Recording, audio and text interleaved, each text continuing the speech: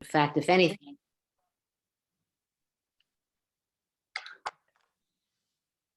so as I just said, sit in a comfortable, stable posture so that you're able to feel yourself sitting.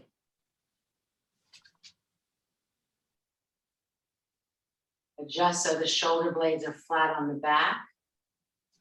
Pronate the palms down into the roots of the thighs, be it in any posture, so that you can use your hands pressing into your thighs to create lift in the side walls of your chest. And perhaps when you use your hands pressing down on the roots of the thighs, you can have access to what we talked about on Friday, the median line of your spine. But now notice, and often this is true, when you call attention, when you divide the body in two, and you feel that central vertebral column, it tends to move the eyes to the corners, the inner corners. See if you can be on the median line of your body, but have a broad view, widen the lens. So this is even before closing the eyes. And then, of course, allow the eyes to close. And just feel that you're sitting in this upright, dignified manner, halfway between earth and the sky. Again, even though the eyes may or may not be closed, sense that you're looking outwards from the outer corners of the eyes. And then just bring some interest into life itself, that you're sitting in this particular room at this particular time.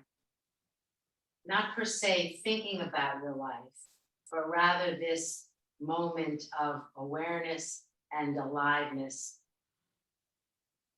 as you're grounded in your body. Not absorbed in repetitive thinking, obsessing, ruminating, worrying. Just rest, just be. Feel the body sitting.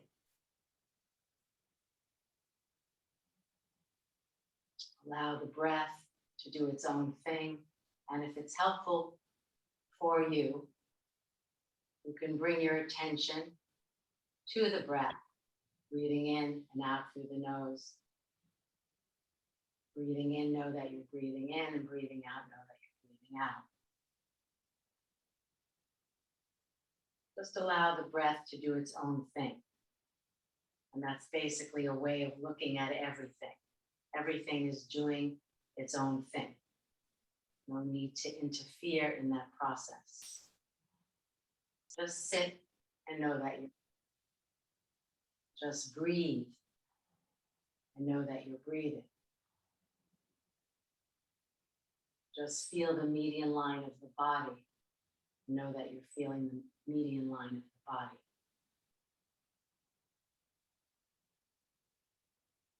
Allowing everything to unfold in its own time.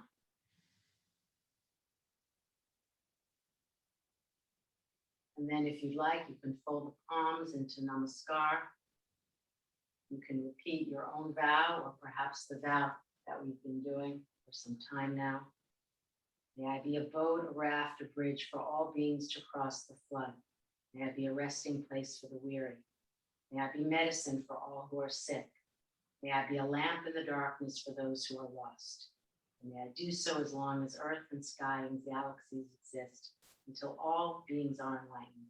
I vow to be here to serve them all. And then when you're ready, if your palms are in front of the chest, just simply release them.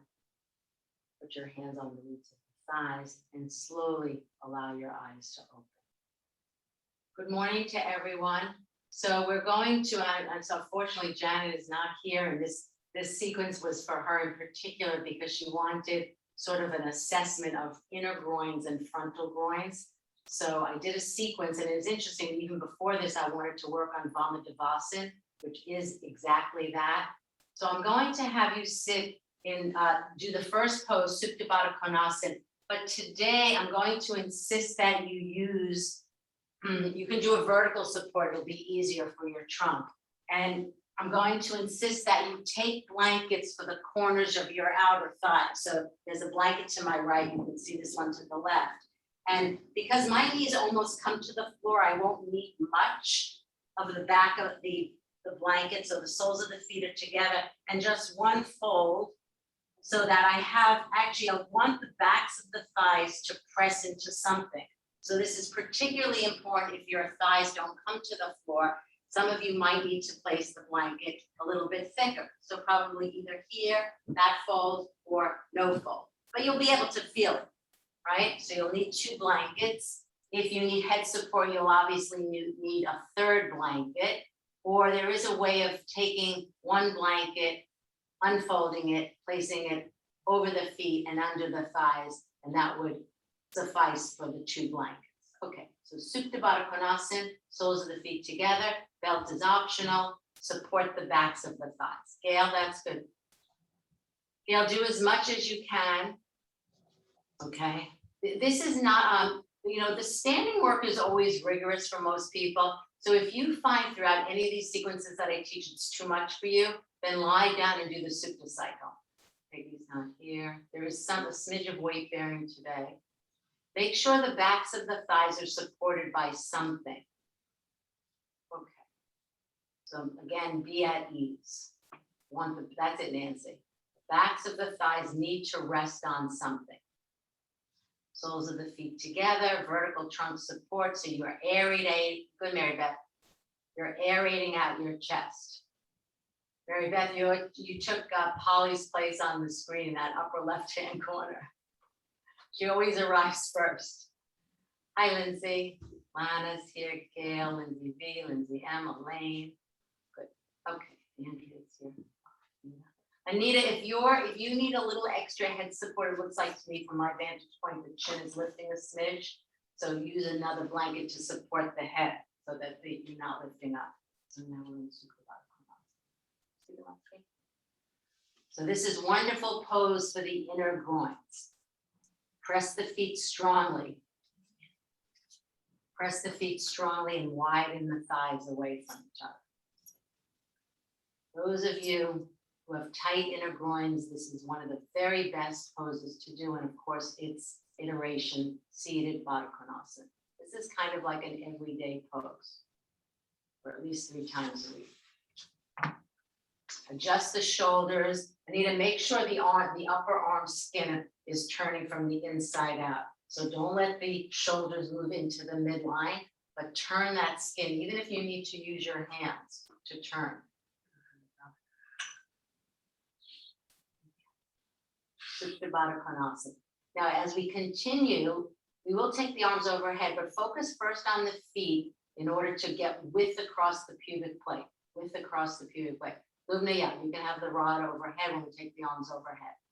Okay, press the feet strongly, widen the thighs away. The backs of the thighs should be resting on something, because otherwise you're not sending a message to the outer thighs that it's okay to relax. Indeed.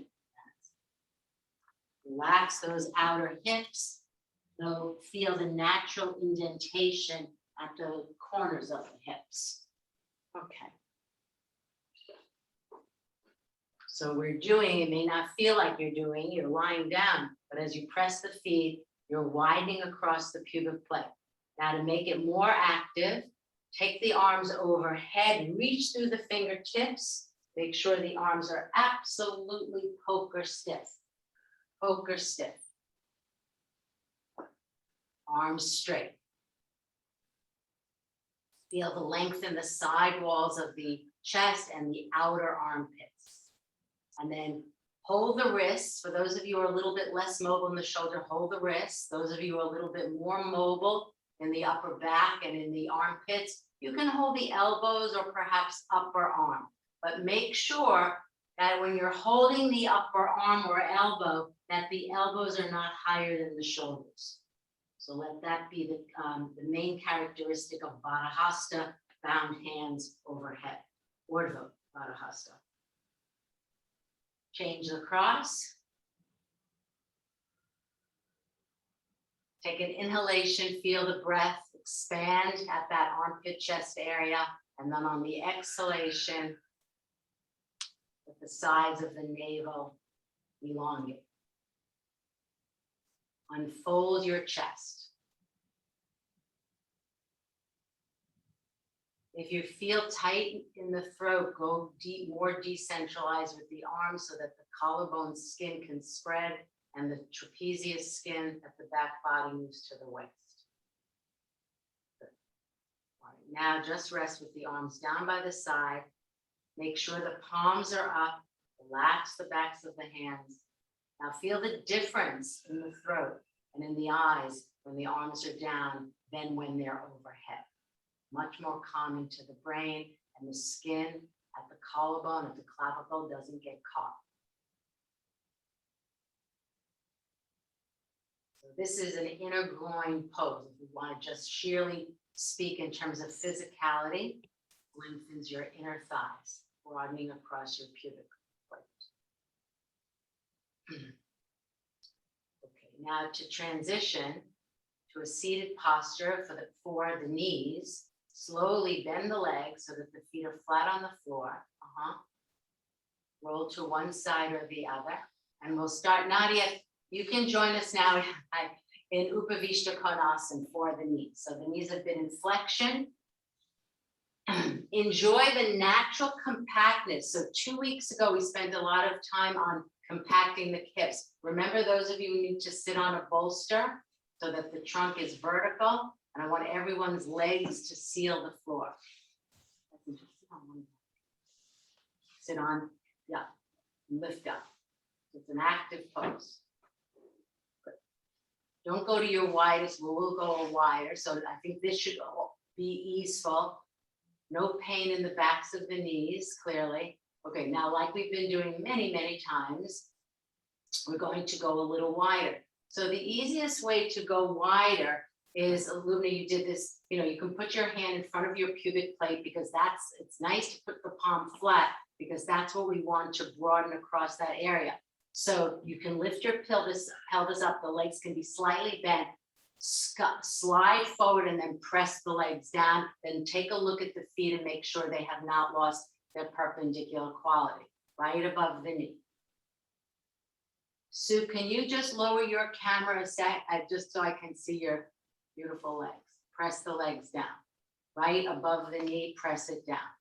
That's the part that wants to lift up, press it down. All right, now quickly raise the arms up, but keep the legs sealed to the floor. Reach up through the inner arms like you did in Supta Baddha Konasana. Now take the arms down. Now Baddha Konasana, soles of the feet together. Do it in the way that we did it. It doesn't matter if you are here fighting, no, not a problem. Take one leg at a time. If you have bulky calves, divide in two. Those of you whose knees are slightly higher than the groin, say you're here, either go to the wall or go to the wall with a blanket. Press the soles of the feet together. Widen the thighs away. So let's see. The wall is a good friend for some of you here in Baddha Konasana. If your knees, and just as again, so that's good, Elaine.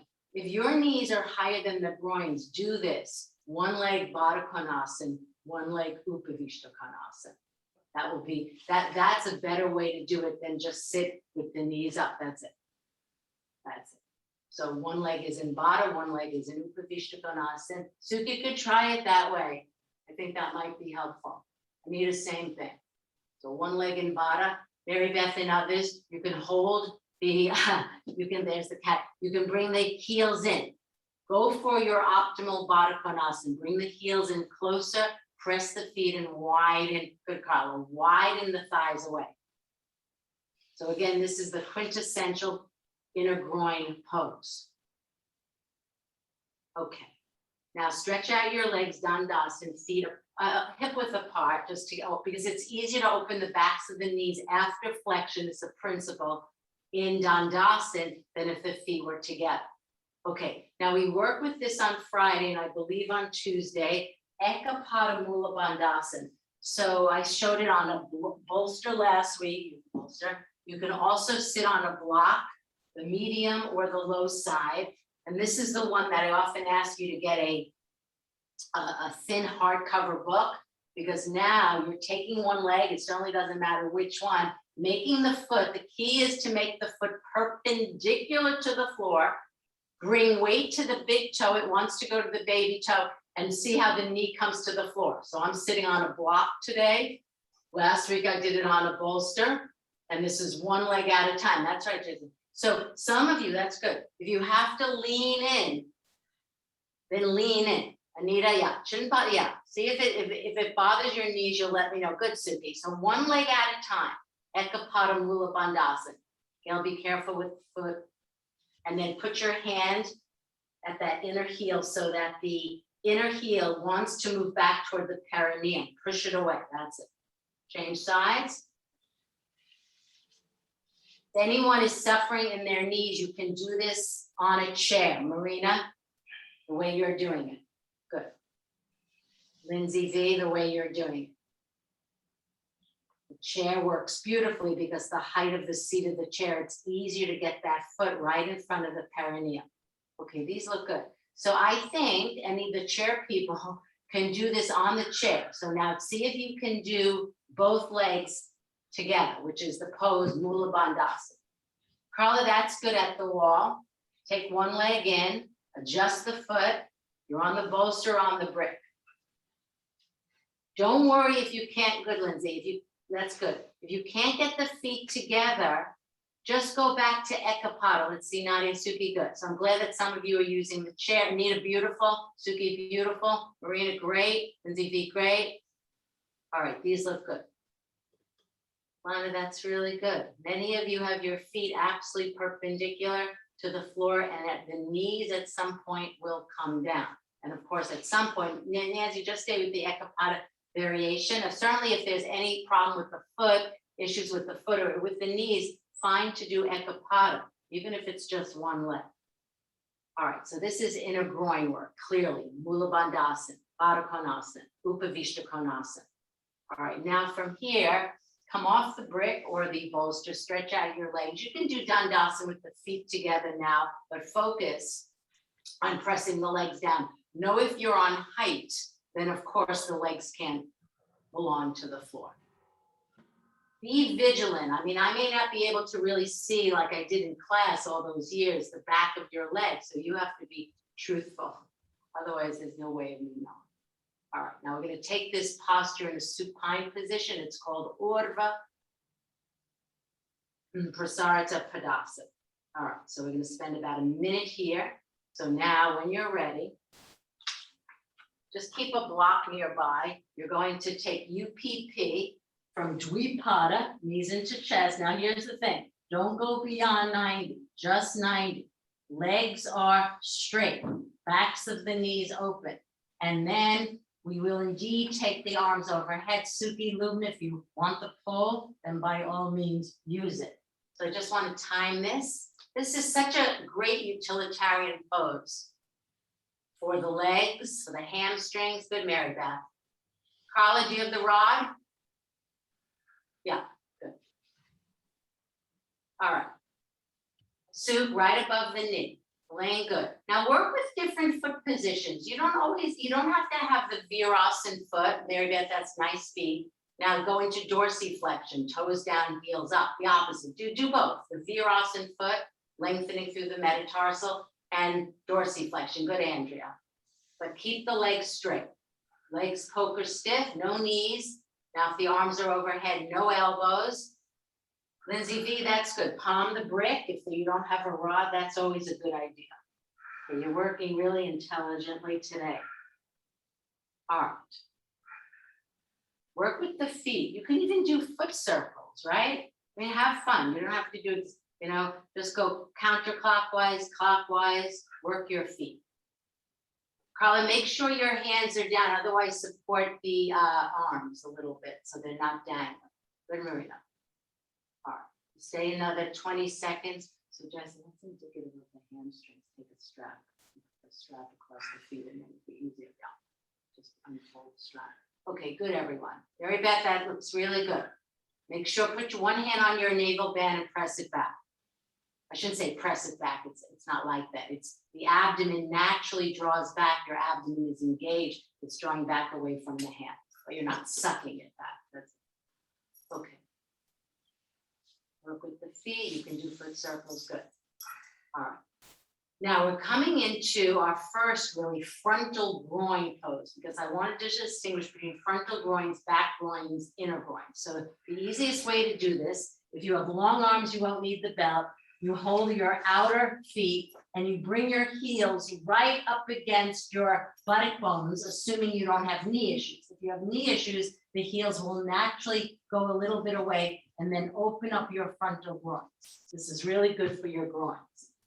All right, let's see. Supta Swastikasana.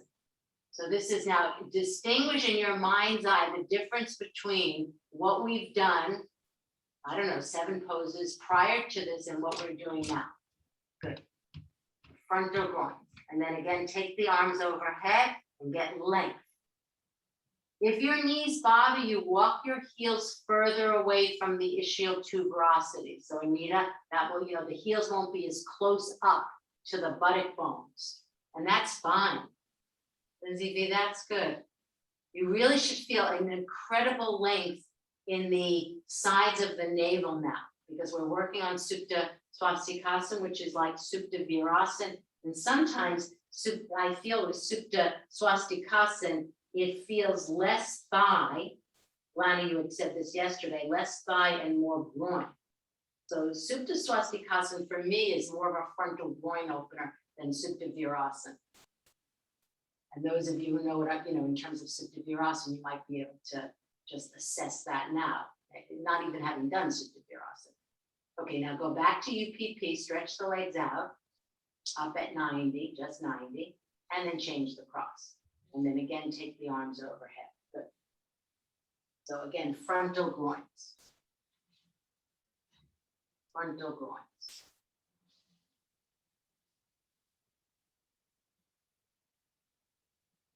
That's it. So now if you feel the length coming from the top of your thigh to your pretty much bottom ribs, it should be enormous length. If you need to, you can put your index finger there, the top of the thigh, and index finger at the top of the thigh, thumb on the bottom ribs, and you can really feel that length. So to me, this targets the frontal groin even more than Supta Virasana. Supta Virasana is where the Supta one, you're on your back, but the legs are in Virasana, which is what we're about to do. Not Supta Virasana, just Virasana. Okay. Now, take the arms down, take the legs back up to UPP. Just wait there. Good. All right. Now, extend both feet to the floor, Supta Tadasana, and then just go to Ekapada, Pavadvutasana, knee in, and enjoy how the left groin is opening. Breathe. Let the abdomen deflate, because you'll get the leg closer into the chest in that way. And then change sides, left knee in, Ekapada. Now you'll feel more of that same groin stretch. Reach out through the heel. And then repeat Ekapada Pavadvutasana. Right knee in, good. Pause. Left knee in. Left leg out. All right, now do Virasana. Have a block, because it's a very rare bird that can sit in Virasana with the 4 corners of the knees facing forward. I'm sure it can be done, but it most of the time doesn't happen. So you're sitting in Virasana. Anita, you can sit on the chair if you'd like, or just we're going to come into child's pose in Virasana. So Virasana, let me show from the side. I'm sitting, many of you sit with the block on the medium side. That's fine.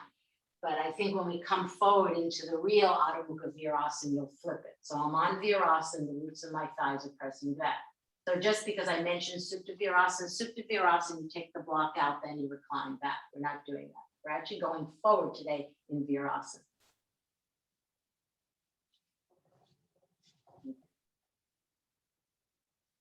Pronate the palms at the very top of the thigh. And let the thighs descend. Okay, now this is tricky for many people. So distinguish this pose between this Adho Mukha coming forward in Virasana, then what we typically call child's pose. So my legs are staying in Virasana, and then I reach out. Now, some of you will need a bolster in front of you for your hands and forearms, because otherwise the shoulder blades lift off. Anita, you can just do child's pose. It'll be easier on your knees, just to join the big toes and lengthen the body forward. Carla, yeah. So if your shoulder blades are ascending up to the ceiling, you have two options. Elevate the hands, or take the arms wider. So this is really the true Adho Mukha Virasana, which is your legs are in Virasana, not Vajrasana, and you're coming forward. Much harder to do. But it's always nice to touch this pose because it's not taught often. Good. All right, now from the true Adho Mukha Virasana, come into child's pose. If you need to change your orientation to the screen or on your mat, please do. Up you go into downward facing dog. Elaine, you can do Supta 1 now, I think. Why don't we take you? Peggy's not here. So those of you who are not weight bearing could do Supta 1 here. All right, let's see. Heels, yeah, and I was gonna, Mary Beth, that's fine. Your heels can be at the wall. Just make sure the stance is long enough. Heels at the wall is always a good option if your back hurts, sacrum hurts, hips bother you. Heels up again. All the standing poses you should do it then. If that's the case, then do standing poses with your back heel against the wall. That's sort of the mantra, and that's good. Otherwise, you're in dog pose, opening the backs of the knees.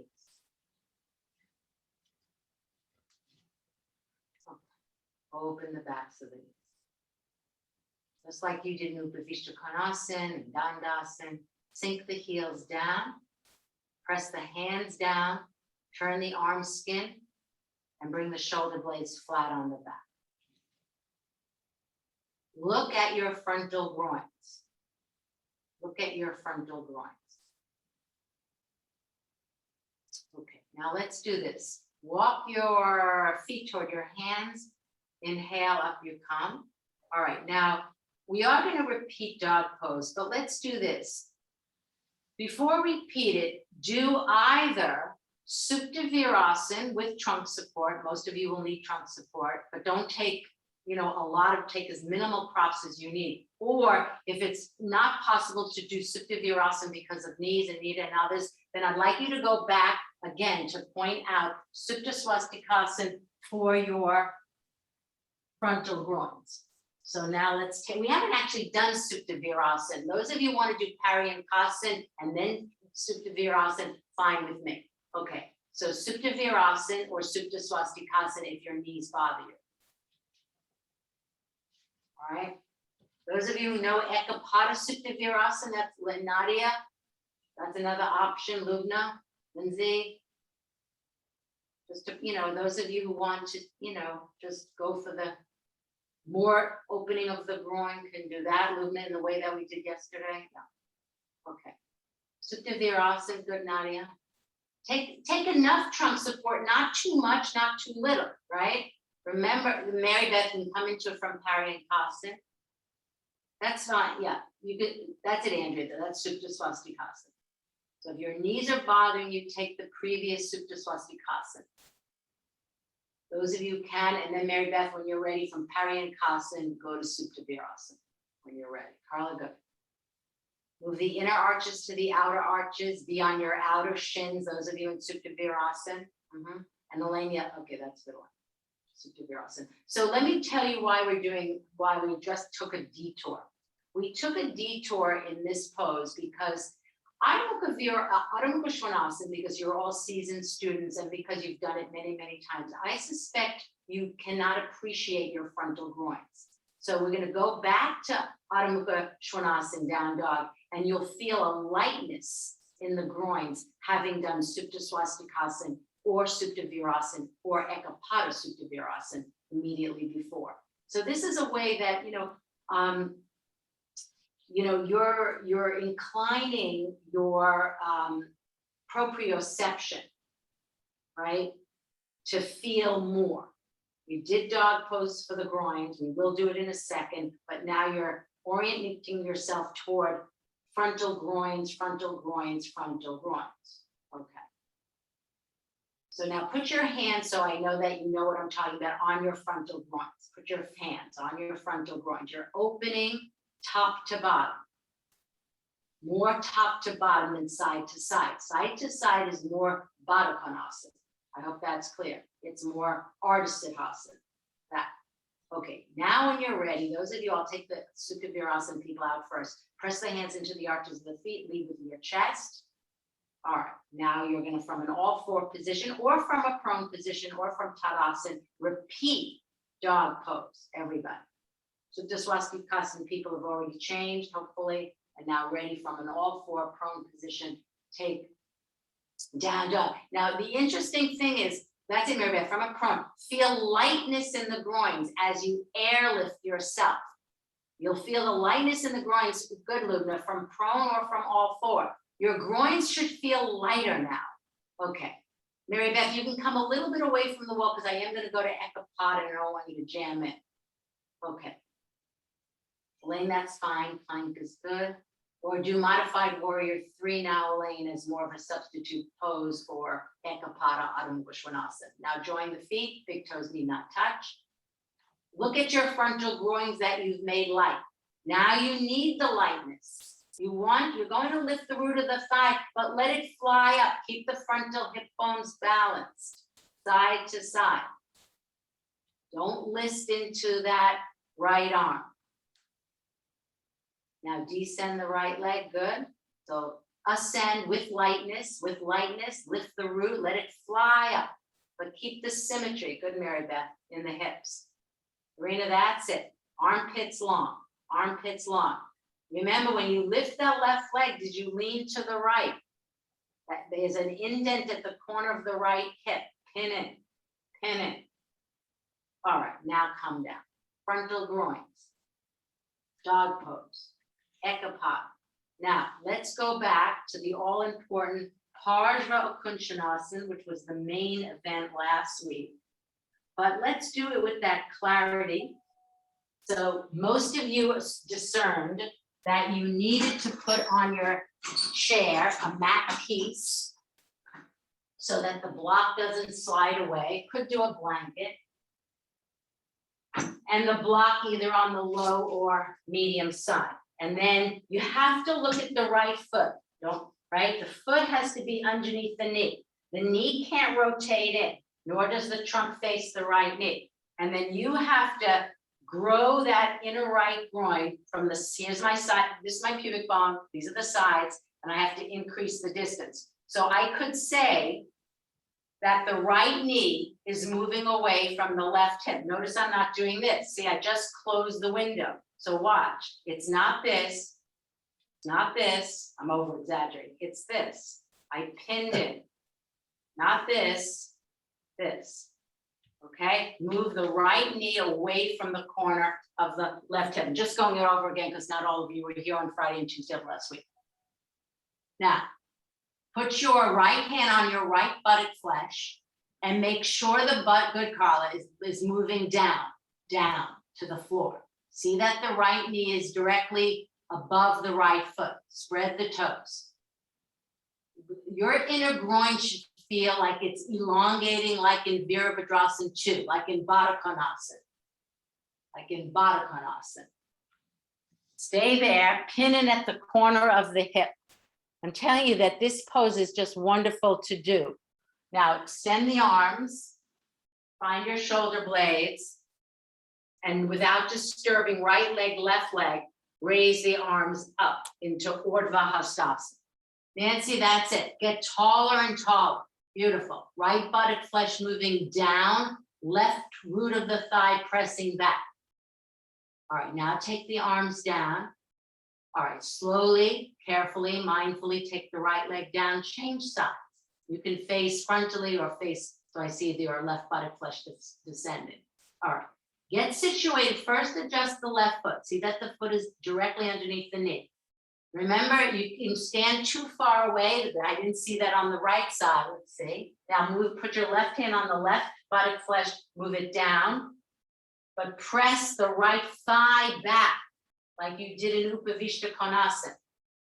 Now, how are you going to increase the distance between the sides of the pubic bone and your inner left thigh? Move the left knee further from your right hip. Put your thumb and index finger at the indent. We worked on that 2 weeks ago. Find the indent in your right hip, and good, Lindsay V. And now move the knee away.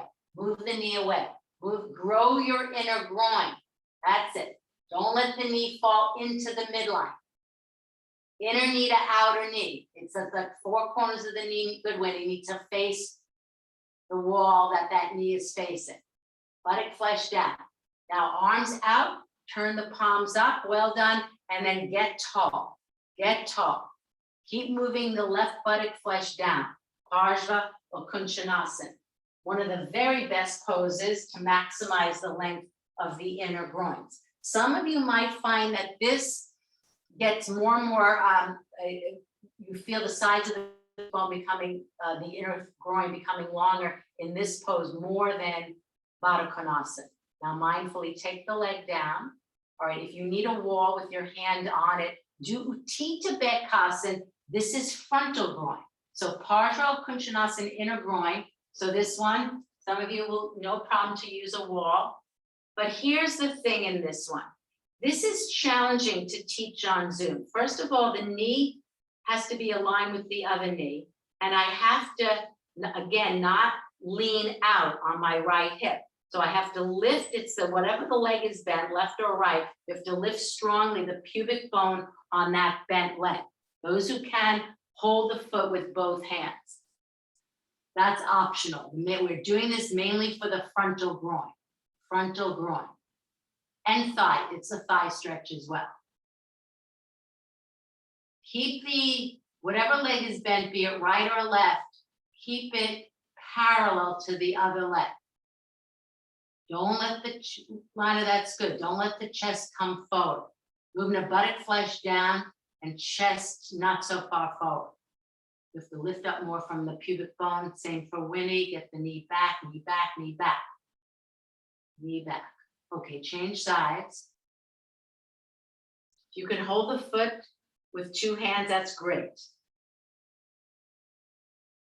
So you can see the tendency, and when this pose is done prone, you see, we're not mindful the thigh is going out to the side. I want to bring it parallel, and then of course, if I can, hold the foot with two hands. So now if your left leg is bent, you're lifting from the left side of your pubic bone. Nadia, let's see. Remember, buttock flesh down, knee back, buttock flesh down, side ribs up. Frontal groin. It's remarkably different than inner groin, Parsva Kunchanasana. So I'm highlighting this because I really want you to see the difference. All right, now descend that leg. Come to stand, everybody, at the top of the mat. We're going to do Parsva Konasana, but not even the first stage looking up and then making the back concave, and certainly not the last stage, but the very first part in which we take a long stance. So this is what you're going to do. You're going to lift the leg up and down a few times, and then when you're ready, mindfully reach back. When you reach back, make sure your stance is wide, not coming forward, and the back heel is down. So you're opening that whole back groin of will be your left leg you're taking back. I took my right leg back, and you're opening the front groin of the back leg. Okay, so let's see that. So you're lifting your left leg up. We worked with this a few weeks ago. Aim the knee to your collarbones. The higher you get your knee, your left knee, the more the frontal groin, you can see my fingers on my frontal right groin, is opening. This is also wonderful for the arches of the feet and wonderful for balance. Well done. Now when you're ready, get a little momentum, keep the leg bent and reach back. But then you have to assess, do you need to walk out with the front right foot? Imagine you were indeed coming into this pose. You're not going to, but Parsva Konasana. All right, now Enjoy the indents. Put your thumb and index finger at the corners of the hips. That back heel has to be down. That back arch should be lifted. You should be able to feel the baby toe of your left foot. And then just put your left hand on the back groin. That's opening. The back groin is opening. So is the front groin opening. All right, now take the arms out to the side and then reach up. Get tall. Keep the back leg straight. Back heel is down. Good. Chest is upright. Winnie, that's really good. Chest is upright. All right, now take the arms down. Kick forward with the back left leg and same thing other side. You're going to lift, right leg up, aim high, very high up to your collarbones. And then after 8 or 10 times, reach back. Get the longest stance you can. Imagine you are indeed coming forward. So that back leg has to be straight. That's hard. The heel has to be down. That back right groin is open, but so is the front right groin. Legs are straight. It's very similar to Supta Panagusthasana 1. Now arms out to the side, get width, palms up, find the shoulder blades, and then reach up. Make yourself taller. Armpits longer. Armpits thinner. Abdomen is not pushing forward. Enjoy the length coming to that back groin. Okay, now take the arms down. Well done. Kick forward with the back leg. All right, now we're taking in contrast to Parsvottanasana, very first stage, which is really the stance. We're going to be doing Virabhadrasana 2. So you can face me. All right, so this is more like Baddha Konasana. All right, so you're going to take the legs wide apart, wide enough so that your right knee can indeed be over your ankle. So when you turn the right leg out, see how I stayed on that median line. And then just what you did in Parsvottanasana, you're going to bend the leg. You can work with movement, increase the distance. I'm going slowly and I'm using my right hand to show, to mimic the kind of length that I want you to get in your inner groin. So can we do it in that manner? All right, imagine the hamstrings were like strings of a guitar or violin. Now, as you go down, make sure that the knee doesn't collide in. The precursor to this was clearly Parsvottanasana. Your pubic plate should feel broad, like when you sat, some of you in Baddha Konasana, Upavishta Konasana. Then, when you've found the knee over the ankle, the thigh descending, take the full pose, keep the chest in the middle. Marina, see if you can pull back slightly back with the back arm so your chest is really upright. Nancy, that's good. Make sure you're turning your inner knee to the outer knee. This is not an easy pose. You need to put the foot on the block, that's fine. It's easier to get the top of the thigh parallel to the ceiling. Now inhale, up you come. All right, again, assess the distance. We're going to the left. Turn the left leg out, look at the left foot, and then slowly, one side generally will be easier, lengthen. So I'm working, I'm excavating in the pose. This is inner groin, inner groin. That knee, left knee, is moving further away from the right hip. Think Parsvottanasana. Keep the chest in the middle. So here's the thing, if the chest slightly turns to the left, if the inner left knee slightly rolls inward, it's part of the groin being not open. Can you get the knee over the ankle, the four corners of the knee facing to the left wall, and keep the trunk in the middle? Marina, that's good. Now the trunk is perpendicular. And then when you hit it, meaning knee over ankle, thigh parallel, then stay in the pose. Not holding the pose, just be in the pose. That's it. Lindsay, that's it. Lindsay V, that's good. Lindsay, yeah, good. Gail, excellent. Inner knee to outer knee. These look good. Nancy, I think in this, I've seen this before with your Virabhadrasana 2. The foot is slightly forward of the knee. That's another, yeah. So you're exactly knee over, good, over the ankle. All right, now inhale, come up. I just want to point out, do you still see the similarities between Virabhadrasana 2 and this pose, Baddha Konasana? I mean, this like clears out at a right angle, but they're very similar. I'm increasing the distance in that pubic plate. That's the inner groins. All right, now we're going back to frontal groins. Guess which Virabhadrasana pose? Virabhadrasana 1. That was Virabhadrasana 2. So with that said, we're back in Samastiti.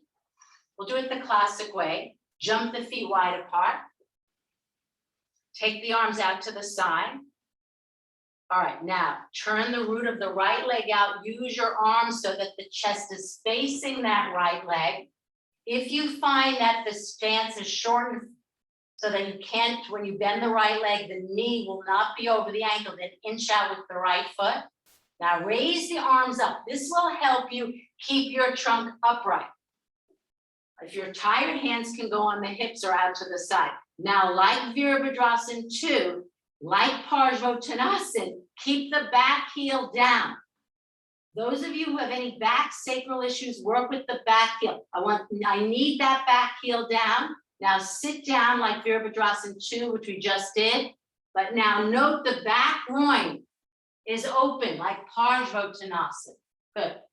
All right, these look good. Lumina, you can go a little bit lower. Bring that right buttock bone in line with the pit of the knee.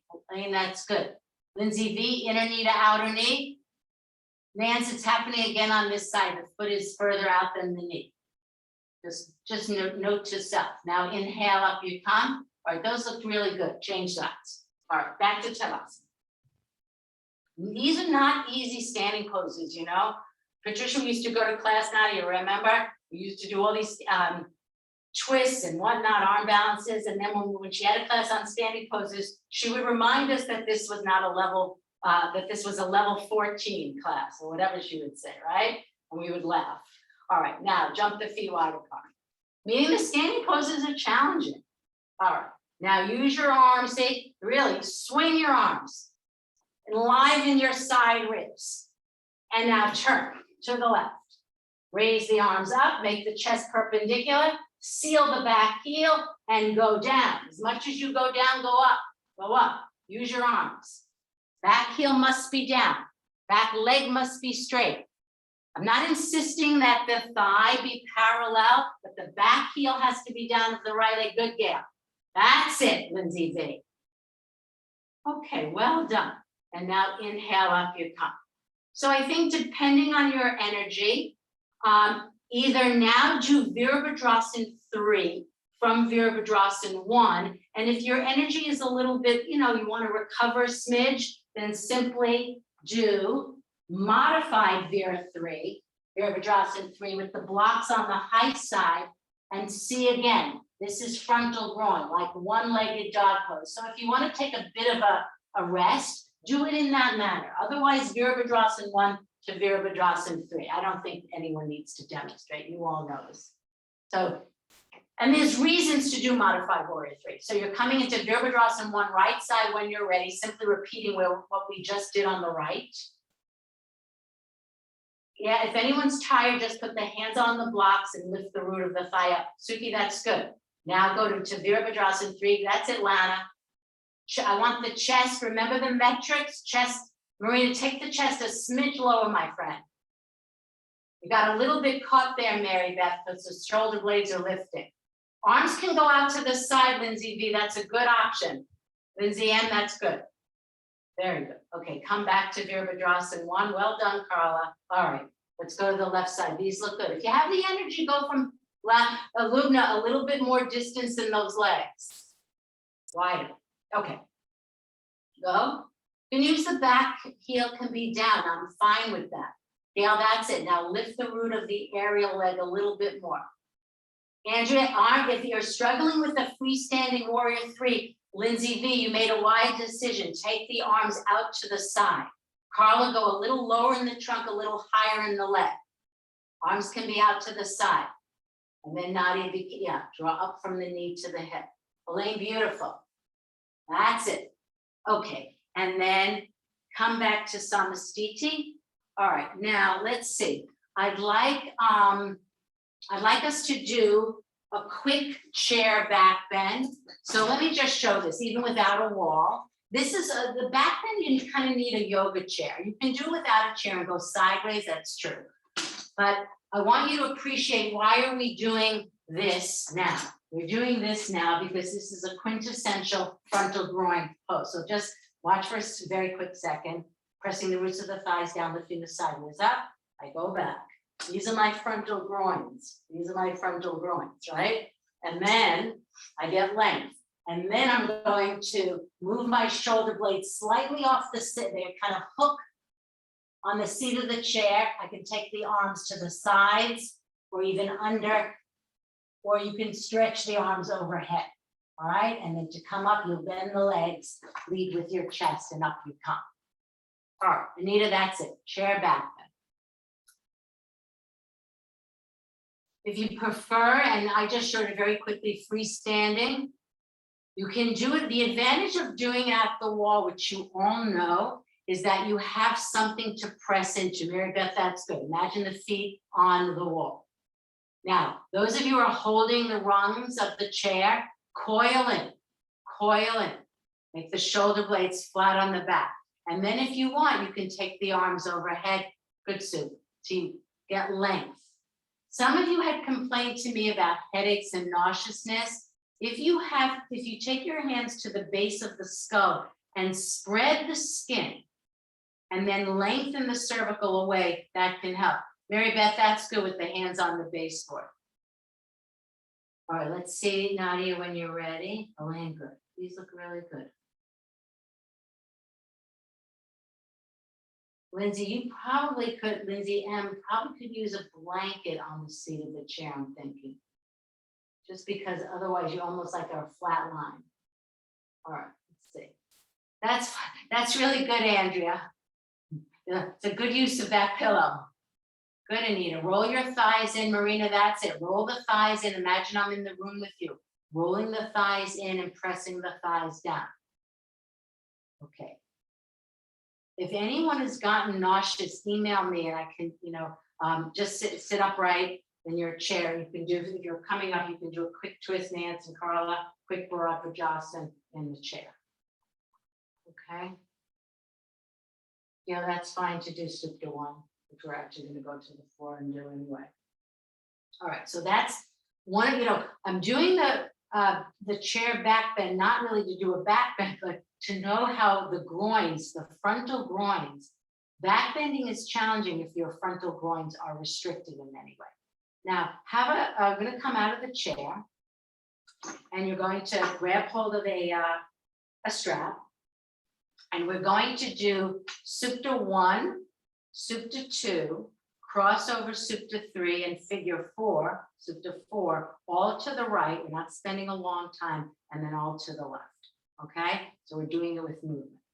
So I hope it's clear. A lot of these poses were frontal groins and inner groins, and which ones are which. So you're going to go on the floor, feet can be at the wall. Take the right knee in Ekapada when you're ready. So you're supine. Now, I just want to note, just before you change too much configuration, we could have done this. Watch, everyone. Ekapada. So you see how my leg is away from the back rest. And then that gets into that right groin, right? So we could have done that. That's more of a, that's a challenging pose for a lot of people. All right, here we go. Supta 1. That's it, Gail, right leg, Gail. This is Supta 1. Some of you might be able to hold the big toe. I'm not taking you through all the instructions. All right, now Supta 2, out to the side, open that groin. Leg out to the side. This is what we worked on last week, if you remember, and we stood in that posture, Parja Hasta Padangusthasana. Now take the leg up, cross the right over the left, but stay on the median line. We're holding the strap with the left hand So think of the Supta cycle with movement all to the right as think of your hip having many interfaces, and you're getting to all the interfaces so the hips feel well oiled. Now figure 4 or Supta 4, any iteration. Figure 4 being the more like this supine, or holding the big toe, Mary Beth hooking under. There, that's it, Nance. Figure 4 is fine. Or the classic with belt, or hooking under. So good, I'm glad to see many of you are doing your iteration. Know that the other side might go a step further. Okay, and then come back. All right, same exact thing. So again, with movement. So, you know, when we hold the poses, we tend to feel less fluid. I want you to feel the fluidity. So your hips are ball and socket joints. So they have a full range of motion, unlike the knee, which is a hinge joint, okay? Shoulder joint, ball and socket, albeit smaller. So I want you to experience the Supta cycle now, 1, 2, 3, and 4, as a way of like lubricating your hips. So when you're ready, go from 1 to 2, open that groin. Think of Supta 2, which we worked with all last week, inner groin, inner groin, inner groin. Find out, look at your left foot, see that the foot is not toes, the toes are not down, the heel is up, foot is parallel. But also, I know some of you are holding the big toe, but it's interesting. If you just go from big toe to holding the strap, Mary Beth, assess the difference if you're really opening that window more when you're holding it with the belt. Good. All right, now Supta 3, cross the left to the right, turn the abdomen right to left. So your left kidney belongs to the floor. Good. Outer left hip is being open. That interface. So your inner thigh got length, the back groin got length, and the thigh got length in Supta 2. Now the outer back groin, and now Supta 4. The side, the hip, external lateral rotators. If this side is tighter, then do figure 4. Makes more sense to change. You don't always have to do the same thing that you did on the right, on the left. Beautiful. That's it, Mary Beth. All right. You can use the strap, good, Suki. You can hold the foot. Good, Anita. You can hold underneath. Good. Relax the back of the head. Remember, Mary Beth, you can put the blanket or bolster in if you're back. If you feel you're holding up your head, which is the head is heavy, 12 pounds or so, then put the bolster there. Okay, now we're going back to the frontal groins, but instead of doing this, which we did already, in the Tita Bekasana, which you all know and love, we're doing this pose prone. So imagine I'm prone, aiming the heel to the floor. So I'm going to lie prone. Prone is on your belly. And we're doing Ekapada Bekasana. Now, most people, Lubna, take take a blanket. If your chest does not lift, put the blanket in this manner. And you're going to do, I'll show you on my left side, all right? So I'm putting my right forearm in front of me. Here's the blanket, right? Catching my lower ribs because my chest could easily collapse, which Lubna collapses more when you do the full pose. And then aim the heel. Now watch, I'm taking my bending, it'll be your right leg. Don't let the right thigh splay out. So I alluded to that when you were doing Uttita, standing up Bekasana. So let's start with the right leg, lie prone. All right, now reach back for your right foot. Now quickly have your thumb on the big toe, quickly turn your hand, lift the elbow straight up so the fingers point in the direction of the toes. Now aim the heel to the floor. That's it, Lindsay V, you've got it. Boy, the blanket is really working for you. The blanket really helps. Okay, these look good, and change sides. Well done. Lindsay Ann, you almost have the heel that to the floor. Good, or maybe it is on the floor. All right, change sides. The blanket really helps. You can do a Bhujangasana in between. Nan, see if you can turn the hand. Just try. Just turn. That's it. Turn quickly. Turn the hand. Yes. Then Mary Beth, then assess the shoulders. You see the right and left side differ. Now bring the left armpit, Mary Beth, not just for Mary Beth, but for everyone. The left armpit chest now stays back. That's this part, Mary Beth. Bring the left armpit chest forward. Good. Now those, Nadia, Lindsay, M, if you can do the full pose, you're going to do both legs at the same time, hands at the same time. Others of you can go back and do the ekapada. Gail, ekapada. All right, go back to the right leg. Lindsay, that's it. Aim the heels down. So Lindsay, you're able to get a lot of lift in your chest without the blanket. So Lubna, lose the blanket or even the bolster now, because when you do the final pose, Elaine, even a little bit more. Let's see, Nadia. You get a lot of lift in the chest. It's good to use the blanket for Bekhasan. All right. Well done. Those look good.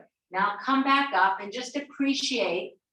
We did Bekhasan prone and we did it standing. For most people, standing is easier because prone, it's harder to get the heel down, of course, but you have gravity, right?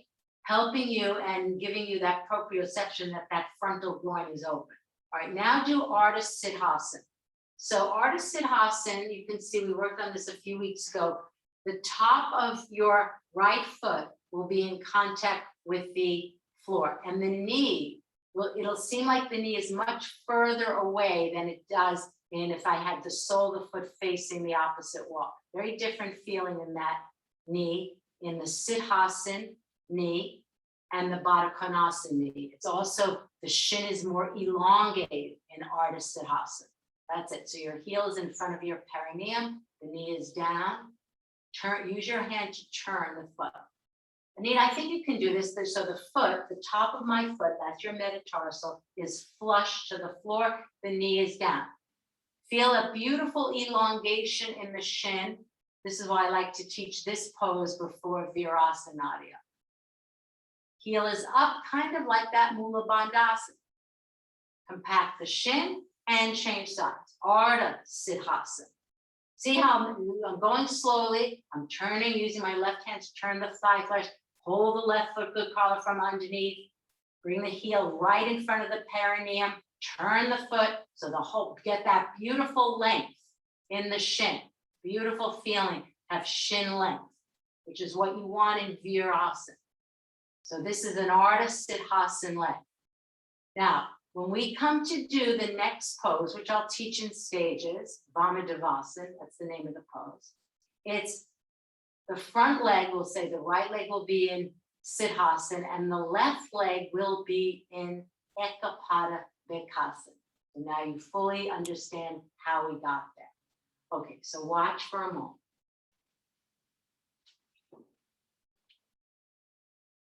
All right.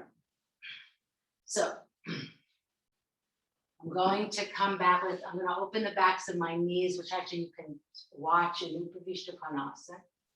Go a little wider to create width across the pubic plate. All right, so now just watch on the screen. I'm taking my right foot. See, I stay here for a long, long time, turning the calf flesh. I'm also turning the foot using my left hand. Okay, so there, knee, right knee is moving away from the left hip. Then watch. Now this is key. Notice how my trunk is facing forward. In a second, I'm going to face the right knee. And then I'm going to make the back leg like Virabhadrasana 1, which is not so easy to do because I did this pose yesterday and already it's tight. And I'm opening that back one. So this is my Virabhadrasana 1 leg. Then I frontally face and I have an Ekapada Bekhasan leg. All right, and then I'm going to bring the foot, right foot up to greet and meet and greet the left heel, Vamadevasana. Notice how my trunk was slightly pitched forward. I should have been a little more upright. Lubna, more upright, right? Okay, and then the difference in the two sides should be dramatic. So listen, you don't feel you have to come into the final pose. I'm going to take you Ardha Siddhasana, Virabhadrasana 1. Now, even before we do it, let's do this quickly, because this will help many of you. Take a lunge position, doesn't matter which leg, knee over ankle like Virabhadrasana 2 and 1, and then back up this back leg and sense that the center of this thigh is going to fall to the floor. So a low, low lunge. Imagine, Lubna, I'm holding your foot and pulling it more back, more back. Get the length. So remember, the knee is now behind the hip of the back leg. You can put blocks. I'd rather have your chest be slightly more upright, to tell you the truth, than coming forward. That's good, Lindsay. Nadia, can you back up the back leg? I assume you're doing, all right, go slowly. Make sure you're not, keep the Nadia, make sure the sacrum is not, move the buttock flesh down, the top of the sacrum parallel to the floor. Suki, good. Back up the back leg more than you think. Now, observe, pin in at that right hip. If the right leg is out, pin in. That will help your sacrum. Back groin is open. Frontal groin is open of the back leg, that Virabhadrasana 1. All right, now try this. Bring the back, okay, go to the other side. Go to the other side now. All right, we won't do that today. Go to the other side. That's it. Back up the back leg. Make it longer. You're on the top of the foot. That's the metatarsal. Sense that the center of the back groin could drop to the ceiling. Yes, this is a good precursor for Vamadevasana. And maybe Friday I'll take you through a slightly different maneuver that's helped me, putting the shin up the wall. Okay, now come out, and then everyone take your right leg into Ardha Siddhasana. So this is an easier way if I just tell you your placement of the foot. So back to Upavishta, Ardha Siddhasana in the same way I showed. Aim to get width across that pubic plate. That's key. That goes without saying. We glean that in Parshva Kunchanasana, Upavishta. Foot is turned down, facing me, face me. Because the ability of the torso to turn, it will come back to center, but it's going to change in a moment. And that's what people don't, in the beginning, don't quite understand. Okay, now, keeping the right knee moving away from the left, you're going to turn so that the back left leg, the frontal groin, is touching the floor, and let the body face the right leg. It'll be much easier than keeping it frontally forward, right? The only way you're going to get the front of your left thigh to touch the floor is to face in the direction of the right knee. Get the back leg to touch the floor. Back leg. Now, and you're going to quickly face forward, bend the leg, and take this left foot into that Bekasana that you just did 2 poses ago. Then frontally facing forward, use your right hand, lift the right foot up, and lift your right foot to greet your left heel. That's it, Marina. Join the feet. That's it, Nancy. Lift the foot up. You have to manually. I know it's hard. Manual. That's it, Carla. Lindsay, and you got it. Come on, bring it together. Seal the feet. That's it. Seal the feet. Now, Nadia, keep the chest upright, right armpit in line with the hip. A little more upright. Lift. All right, and then release. Well done. All right, take Upavishta Konasana just for the knees. This will feel good. We don't often do this pose. We did do it during, it was still COVID, but we did it maybe about a year ago. All right, take the left leg into Ardha Siddhasana and really make it a process. Elongate the shin. This is wonderful in and of itself. Send the left knee away from the right. Ardha Siddhasana. All right, now again, you're going to turn to face the left. You see, but I have to extend the right leg back and bring the right frontal groin, like Virabhadrasana 3, like the lunge, and use your right hand. This is key. Turn the inner thigh to the outer thigh. It has to turn harder on one leg than the other. Then so that's stage 2, and that's the hard stage. The final stage is redundant if you don't get the thigh to turn. Then you have to quickly face forward, bend the leg, and then meet and greet. Notice which side is hard to get the chest perpendicular to the floor. Otherwise, just stay. Lindsay V, just stay in that position, stage 2, where you're turning the back thigh. Don't feel you have to come into the pose. That's, then it's not wise. Carla, that's good. Now lift the feet up. Well done. That's it, Marina. One side is generally different than the other.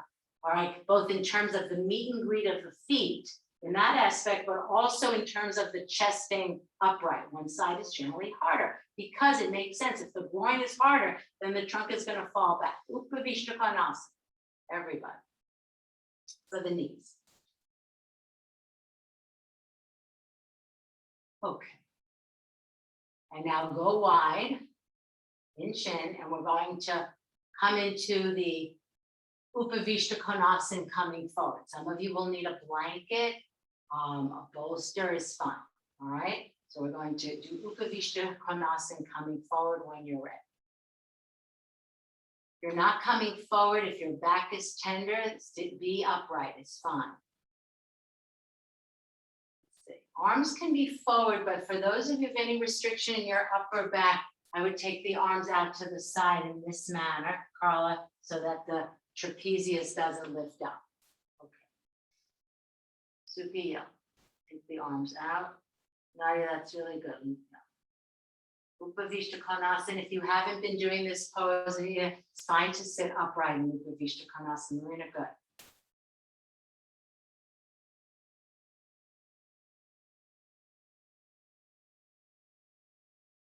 Now when you're ready, take Paschimottanasana, just adding in 2 forward bends here. Feet can be apart or together. Some of you will need a bolster. You can put the bolsters beyond the feet. So a Paschimottanasana, not with the mindset of improving your Paschimottanasana, but Paschimottanasana as a rest. All right, coming fully forward when you're ready. Take the arms, some of you, Nadia, yes, beyond the feet. Good leg. Seal the feet down.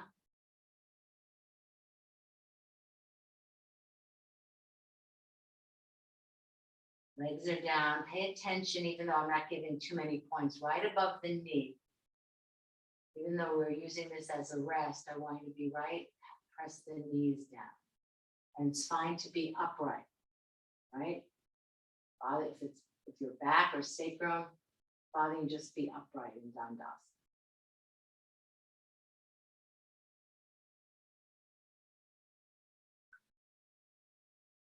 So you can see that Upavishta Konasana and Paschimottanasana help the involution in Shavasana. But we're going to do Shavasana today in a very specific way. And this is really for the hips, the sacrum, and the back.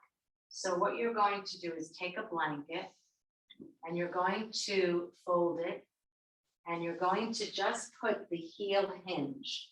So it's not, this segment of my, this lower back of the leg. It's just the heel hinge, the back of the heel on the blanket.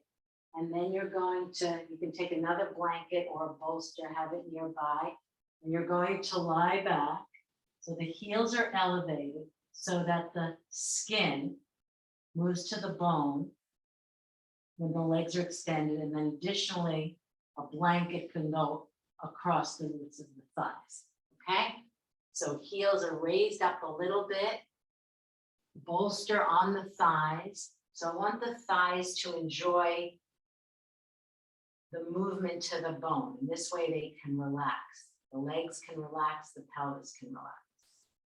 That's it. So make sure it's not so much the whole foot that's supported, it's just the heel hinge, just the heel hinge.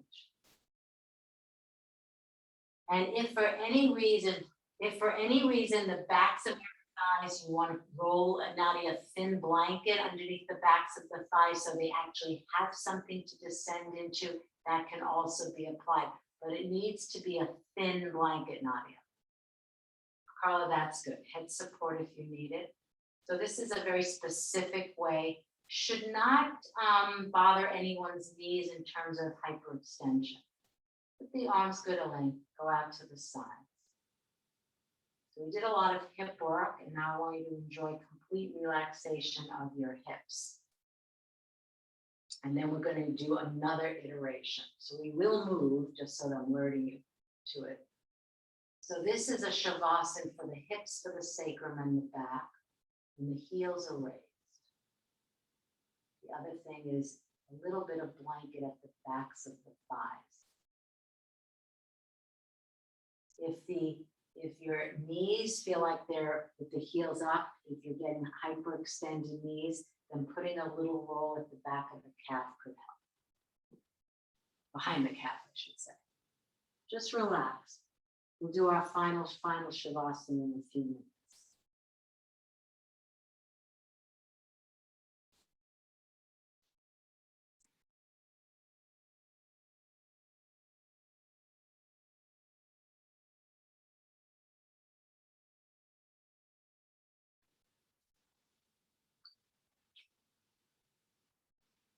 Let go in the legs. Sense that the thighs are moving into the earth, backs of the legs, that back line.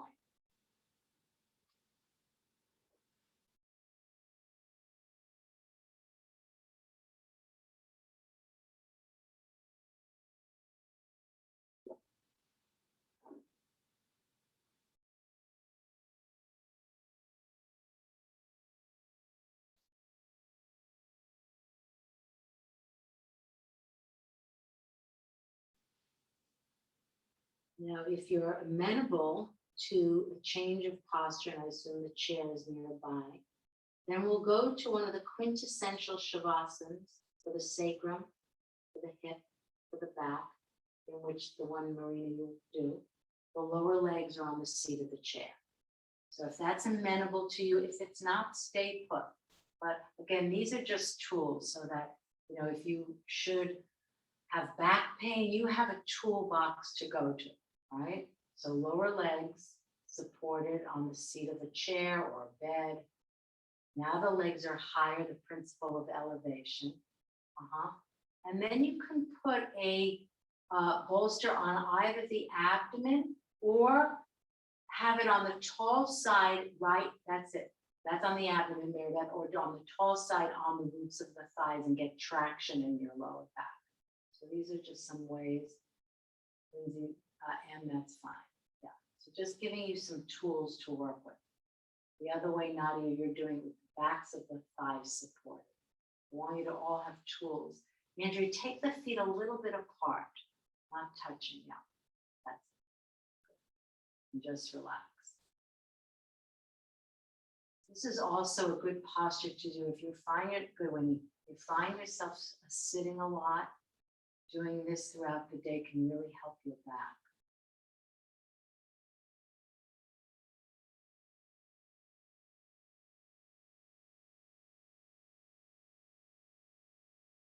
And just once again, setting aside any fragmentation. Hopefully there's less fragmentation at the end of the class than there was at the beginning of the class. Sense your body porous. And that way you can be open to everything, ideally open to everyone, including everyone, including everything.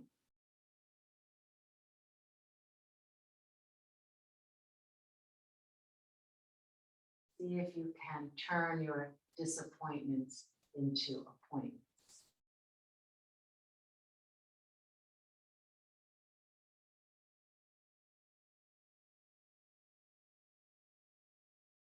Sensing the breath running freely and easily throughout your being.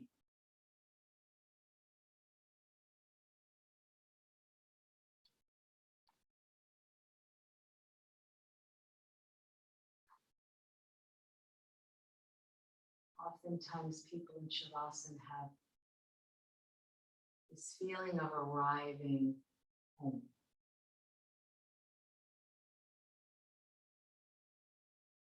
It's a refuge on many levels, Shavasana.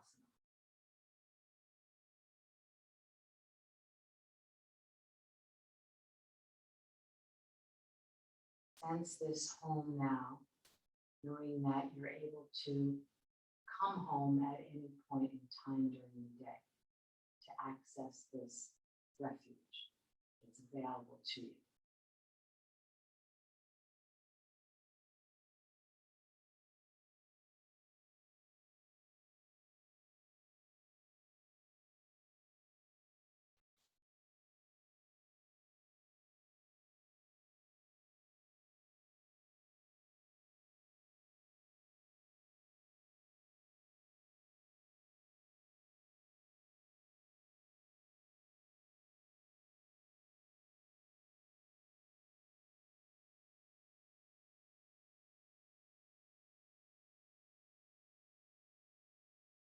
See if you can connect to other people in the room in this co-created community.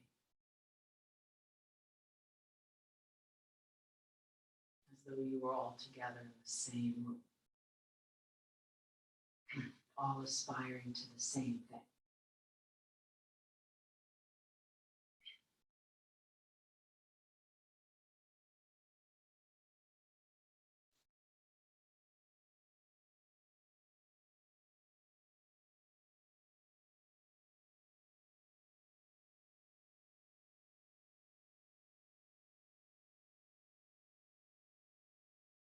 Again, if you find that your attention is going somewhere else, that's fine. Simply begin again. Feeling your body on the floor. Feeling the body of the breath. In and out breath. Feeling the center line of the body. Or simply feeling the touchstones, the touch points, that part of the body that's in contact with the earth.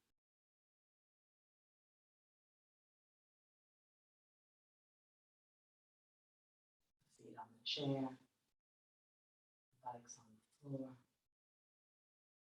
lips pursing together. Feel that contact point, touch point.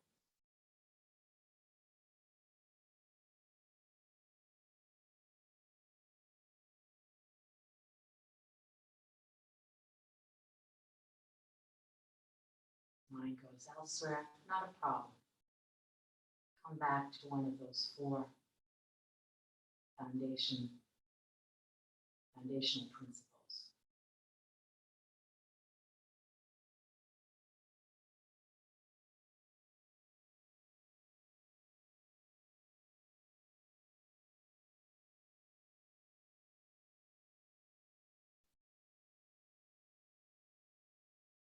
And then I think what we'll do is, as we have a little bit of time, I always like to conclude with just sitting upright. You can sit in a chair, but as though you were going to sit for some time.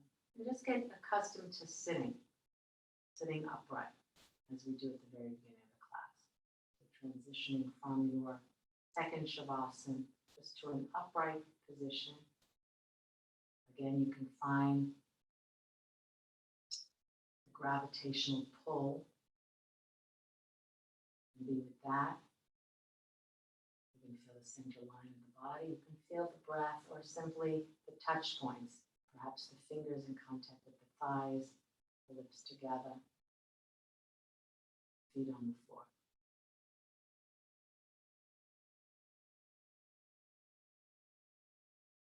Again, not struggling. Really about undoing. Very little about doing. Knowing that you can always begin again. Don't see the mind going somewhere else as a problem. It happens for a short time and then you remember to come back.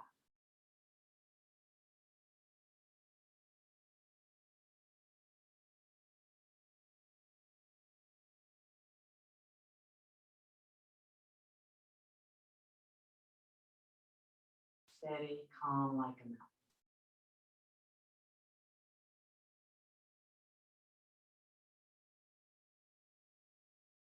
Tuning to presence.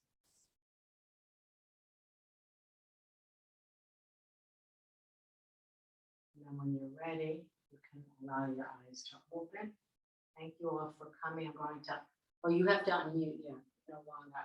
I don't unmute you, but I'm going to stop the recording. And please stay if you have any questions about Vamadevasana. I'd be happy to answer.